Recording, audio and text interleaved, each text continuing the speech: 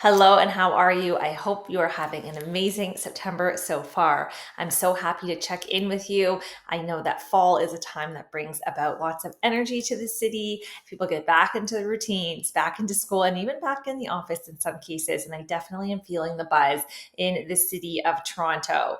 Now, before we talk about the fall market and what's happening currently, we have to look at what happened in August. And I will tell you, to summarize, not a whole lot.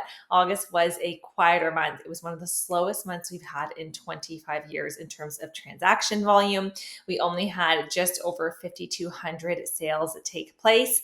And when you think about it, we had so many listings on the market, just under 30,000. So 27,500 listings are up about 9%. So we have so many listings, only about 5,000 sales take place. So that leaves us with lots of inventory as we enter into the fall market. Now, I will say I have noticed an uptick in the last few weeks of people getting back out there, back in action, and wanting to see what is available. And when we look at August, though, we consider prices. We did see a small drop by about 5%.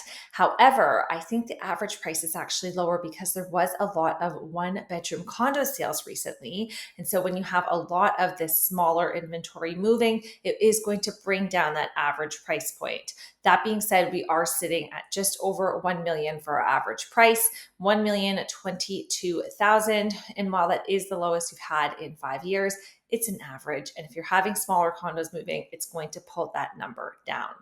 Now, right now is such a good opportunity to be out there and to be looking. We're sitting at about 5 months of inventory as a whole. So lots for buyers to consider. And now if you are a seller, it's also a good time to start thinking of putting your property on the market if you must sell, as there are more buyers that will be coming around for the fall market. Another thing that you might want to also consider, however, is the rental market has really picked up in the last month or so. We are seeing so many rentals take place, and sometimes rentals are going in multiple offers right now within just a few days. So if you are someone who can hold on to a property perhaps and rent it out, this might be a really strategic option for you. So you can sell in a few years down the line, wait for prices to go up a little bit, and have a tenant in there in the meantime.